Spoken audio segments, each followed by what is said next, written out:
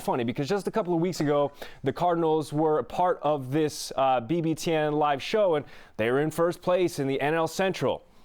And then 3 weeks later, we're like, what's going on with the Cardinals? They're in fourth place, only 3.5 games back, but we're all going to decide that, listen, the Central is one of the most competitive divisions in all of baseball, so this is probably par for the course. But Clinton, I want to start with you. What are you seeing from St. Louis throughout the entire season, but specifically in this sort of condensed 3-week version where they've fallen from that first spot to fourth place in the Central?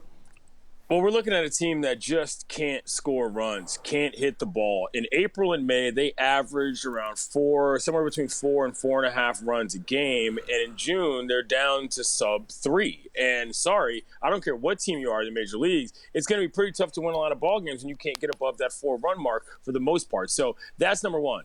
And two, I think Paul DeJong has to get better at the plate. He's not hitting the ball very hard. If he comes back around, I think that sort of paces the offense differently. I think this is just a team that, look, do I think that they're the best team that's not doing well in the NL Central? I don't know, but I'm not that concerned about it overall because this is kind of what they do. They get in to the playoffs, and I remember in 2019 when who'd they play? The Braves, yeah. And the Braves, I thought was the best team in baseball at that point. But, they weren't. They lost to the Cardinals. So I think there's a lot of things they got to work out, but I think this is a team that can do it.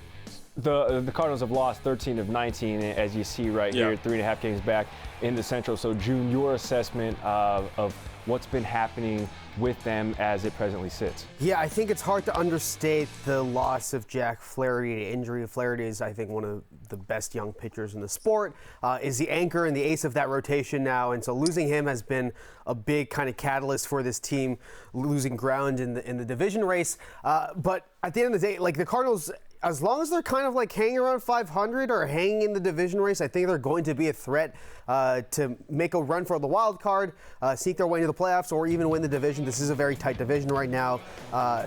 You have the Brewers, the Cubs, the Reds, and the Cardinals all in it. The Pirates are 13 games back currently, and so they're the only team in this division that isn't really in the race.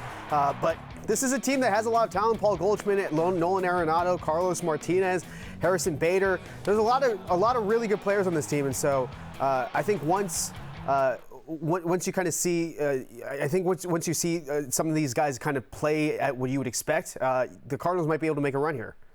Clinton, I love our pre-show call a couple of days ago when we were all sort of talking like, all right, yeah, the Cardinals, they're always going to be in conversation or at least in contention. And right now it's the Brewers and it's the Reds ahead of them. So is it a stretch to say that they're not the second or third best team in the Central?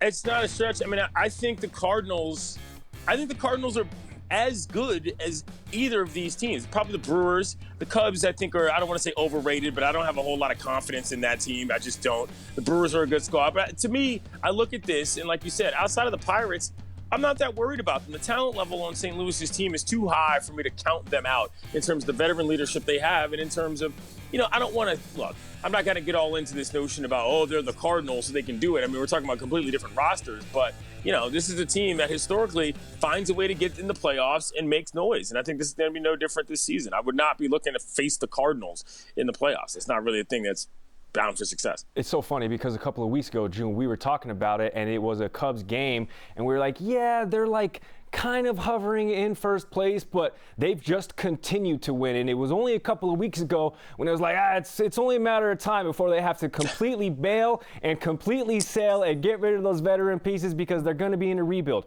Well, right now they are in first place, but Joon, you don't even think that the Cubs will be that team in first place in this division when it all is said and done? Yeah, I mean, if you look at the Brewers right now, you look at the top of that rotation with Brandon Woodruff, Corbin Burns, and Freddie Peralta, you're seeing this rotation that is currently performing like one of the best trios in baseball. And then you also just have a really, really talented roster. Josh Hader is one of the best relievers in baseball. Christian Yelich obviously is on that squad as well. They're currently leading the division. They've been in kind of the mix for at the top of this division for a couple couple of years now, the team that David Stearns has put together over there in that operation.